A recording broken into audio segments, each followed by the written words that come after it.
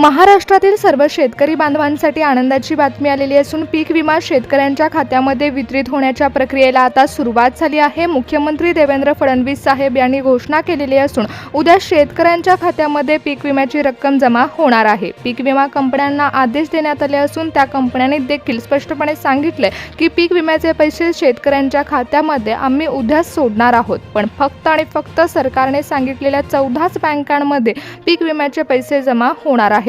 मुख्यमंत्री देवेंद्र फडणवीस साहेब यांनी थोड्याच वेळापूर्वी पत्रकारांशी संवाद साधला असून 14 बँकांची नावे सांगितलेली आहेत। या 14 बँकांमध्ये पीक विम्याचे पैसे उद्या जमा होणार आहेत। उद्या सकाळी मंत्रालयातून थेट 8 वाजता मुख्यमंत्री देवेंद्र फडणवीस साहेब डीबीटीचं बटन दाबतील आणि पीक विम्याचे पैसे शेतकऱ्यांच्या खात्यामध्ये वितरित होतील।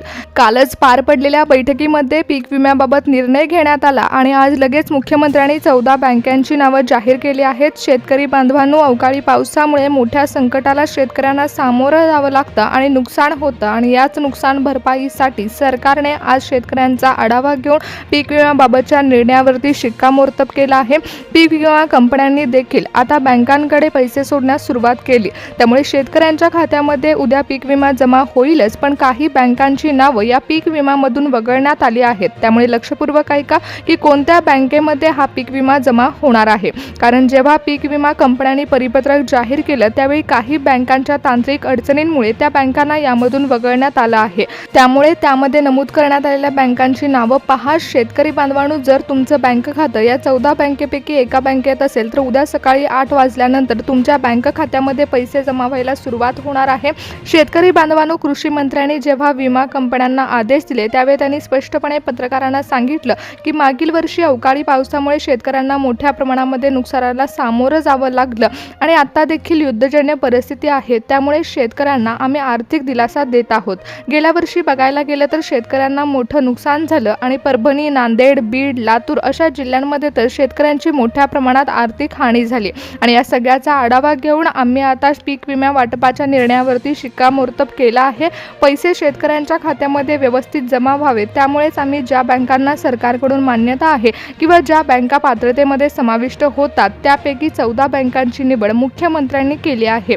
यादी ही विमा कंपन्यांकडे पाठवण्यात आली आहे। ज्या विमा कंपन्यांना पैसे सोडण्याचे आदेश देण्यात आले त्या विमा कंपन्यांनी देखील स्पष्टपणे महाराष्ट्रातील लाखो शेतकऱ्यांच्या खात्यावर नुकसान भरपाई वितरित करण्यासाठी 14 बँकेमध्ये पैसे सोडणार असल्याचं सांगितले।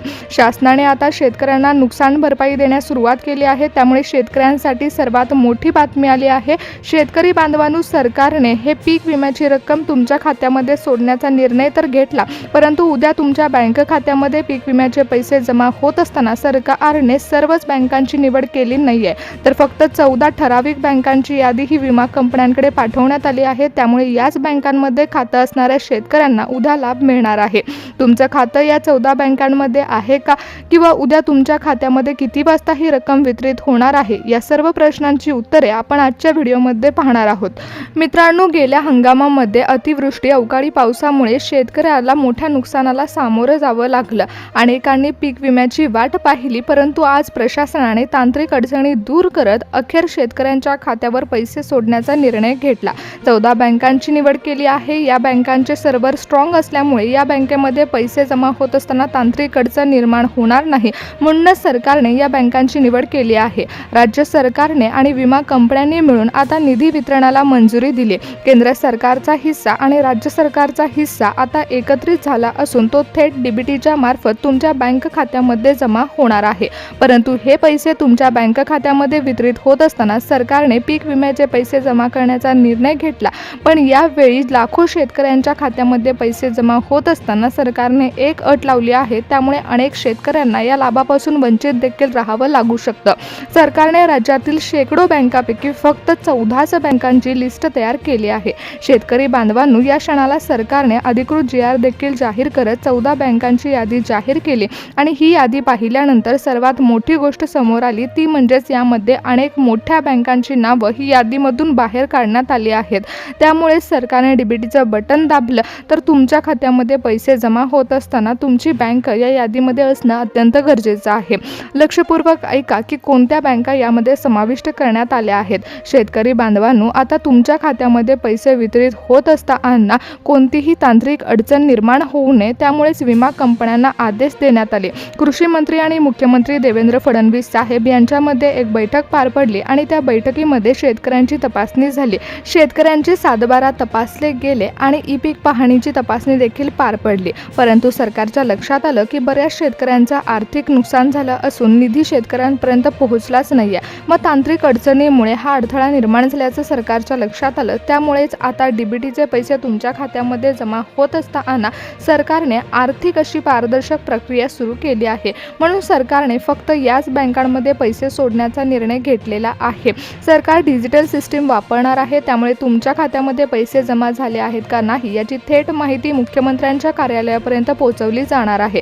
सरकारने पीक विम्याचे पैसे थेट लाभार्थ्यांच्या खात्यात पाठवण्यासाठी एक अत्यंत सुरक्षित आणि वेगवान यंत्रणा निवडली आहे. या 14 बँकांचे सर्व्हर हे सरकारच्या मुख्य सर्व्हरशी जोडलेले आहेत. इतर बँकांमध्ये पैसे ट्रान्सफर करताना तांत्रिक अडचणी येतात. त्यामुळे पैसे खात्यामधून कट होतात पण शेतकऱ्यांना मिळत नाहीत आणि हाच धोका टाळण्यासाठी उद्या केवळ या 14 बँकांमध्ये पीक विमा वाटपाचा पहिला टप्प्याचा निधी हा जमा होणार आहे. दुसरं आणि महत्त्वाचं कारण म्हणजे या 14 बँकांनी त्यांच्या 90% पेक्षा जास्त खातेदारांचं ई-KYC आणि आधार लिंकिंग हे पूर्ण केलं आहे. ज्या बँकांचे डेटाबेस अपडेटेड नाहीत त्या बँकांना या यादीमधून बाहेर काढण्यात आलं आहे. याचाच अर्थ असा आहे की उद्या ज्या बँकांमध्ये पैसे जमा होणार आहेत त्यांची कागदपत्र ही पूर्ण अचूक आहेत आणि त्यांचीच निवड ही सरकारने केलेली आहे. त्यामुळे शेतकरी बांधवांनो, जर तुम्ही पीक विमा वाटपाच्या प्रतीक्षेमध्ये असाल आणि पहिल्या टप्प्यामध्ये तुम्हाला जर लाभ घ्यायचा असेल तर कोणत्या 14 बँकांमध्ये उद्या पैसे जमा होणार आहेत याची सविस्तर माहिती आपण घेणार आहोत. कारण राज्य कृषी विभाग आणि विमा कंपन्यांकडून एकत्रित निधी हा बँकेकडे पाठवण्यात आला.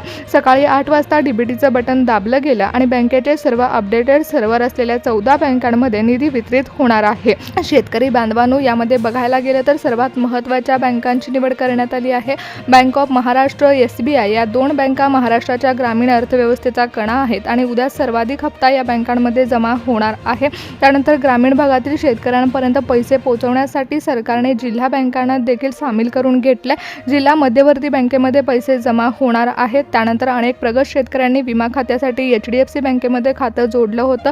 HDFC ही खाजगी बँक आहे आणि या बँकेमध्ये डिजिटल पद्धतीने व्यवहार वेगवान होतात. त्यामुळे या बँकेला समाविष्ट केलं गेलं आहे. ICICI बँकेमध्ये ई-KYCची प्रक्रिया जलद गतीने पूर्ण होते. त्यामुळे या बँकेमध्येचा विमा हप्ता उद्या जमा होणार आहे. ॲक्सिस बँकेचं सर्व्हर अपडेटेड असतं. त्यामुळे या बँकेमध्ये देखील उद्या पैसे सोडले जाणार आहेत.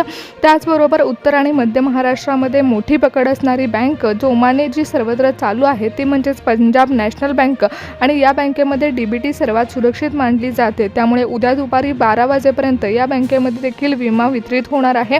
कॅनडा बँकेमध्ये देखील सरकार पेमेंट सेटलमेंट सिस्टीम बँकेच्या सर्व्हरशी जोडलं गेले आणि पीक विमा सर्वात मोठा निधी वितरणासाठी ही बँक सज्ज झाली. महाराष्ट्रातील बँक ऑफ इंडिया सर्वाधिक चांगली मानली जाते. त्यामुळे उद्या निधी वाटपाचा मोठा टप्पा या बँकेमध्ये पार पडणार आहे. इंडियन ओव्हरसीज बँकेमध्ये देखील बऱ्याच शेतकऱ्यांची खाती आहेत. त्यामुळेच ग्रामीण भागातील अनेक शेतकऱ्यांच्या खात्यामध्ये पीक विमा वितरित होत असताना या बँकेचा समावेश देखील करण्यात आलेला आहे.